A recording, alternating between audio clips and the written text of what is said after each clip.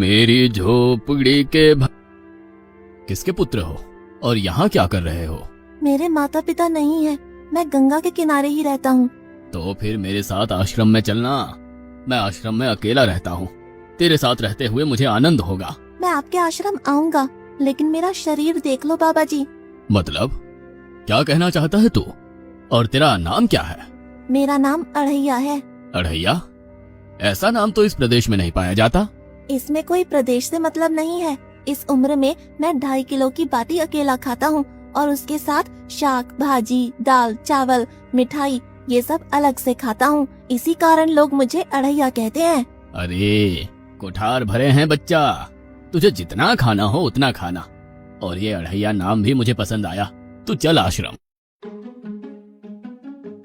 आप कहोगे उतना काम करूँगा बाबा जी, लेकिन खाना खिलाने में कोई कमी मत रखना। 2.5 किलो की बाटी तो चाहिए ही मुझे, फिर खुराकी बढ़े तो कुछ कह नहीं सकता। अरे भाई तू खाना जितना खाना हो उतना।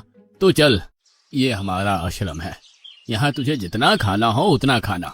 लेकिन हमारे आश्रम का एक नियम है कि एकादशी के दिन उपवास होता है। मतलब उपवास में क्या करना होता है? उस दिन आश्रम में चूल्हा नहीं जलेगा, उस दिन भूखा ही रहना होता है। वो महीने में कितनी बार आती है? 2 बार, एक पूर्णिमा की एकादशी और दूसरी अमावस्या की। तो 2 दिन भूखा रहना पड़ेगा। हाँ। नमो नारायण, मैं जा रहा हूँ। पर क्यों? नहीं बाबा जी, एकादशी के उपवास करने पड़े ये मुझे पसंद नहीं है। पर 15 दिन में एक बार तो फल भर पेट खा लेना, दूध ज्यादा पी लेना। नहीं बाबा जी, बाटी तो चाहिए ही 2.5 किलो। पर आश्रम का नियम है। वो जो भी नियम हो, या तो नियम सुधारो या तो मुझे जाने दो। ठीक है, तू खाना, लेकिन आश्रम में चूल्हा नहीं जलेगा। मुझे बचपन से ही गरीबी ने कई कलाइयाँ सिखा दी हैं। मुझे रसोई बनाना आता है। तो फिर आटा सब्जी लेके आश्रम से दूर जंगल में जाके वहाँ रसोई बनाकर पा लेना। वैसे तू एकादशी करता तो मुझे आनंद होता, लेकिन तू समझता नहीं है। पर ठीक है, आश्रम में रसोई मत बनाना। ठीक है बाबा जी, एकादशी के दिन आप रसोई का सामान देना, मैं दूर जंगल में जाके रसोई बना के पालूंगा। कल एकादशी है। हाँ बाबा जी, आप मुझे रसोई का सामान देना, मैं बाहर जाके खाऊंगा, आप यहाँ एकादशी करना। पर बेटा, अभी भी कह रहा हूँ, आश्रम के नियम का उल्लंघन मत कर। बाबा जी, तो फिर आप मुझे जाने दो।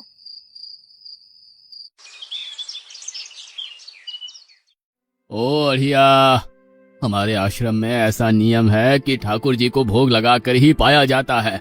तू एकादशी के दिन ये सब कर रहा है, उसमें मैं मना नहीं करता, पर ठाकुर जी को भोग लगाकर ही पाना। ठाकुर जी मतलब कौन? यार, ठाकुर जी मतलब भगवान ईश्वर। मतलब भोग लगाने पे वो रूबरू आएंगे? तो फिर ज्यादा सामान दो। तू मूर्ख, तुझे कैसे समझाऊं? भगवान नहीं आते, सिर्फ तुझे भावना करनी है। कैसी भावना?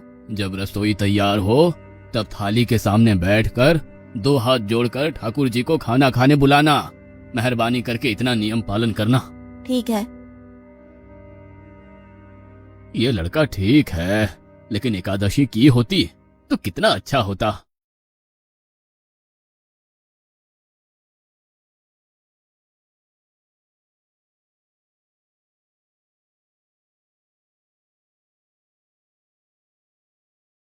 देव के ठाकुर, आप खाना खा लो।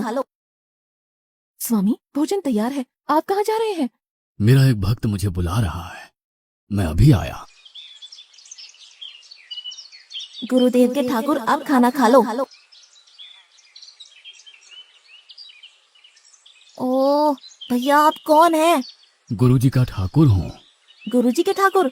बाबा जी तो कहते थे ठाकुर जी नहीं आते, और आप आए। बाबा जी ने मुझे ठगा, और आपने भी ठाकुर। कुछ तो मर्यादा रखो ठाकुर, तुरंत दूसरे की बनाई रसोई पे टपक पड़े।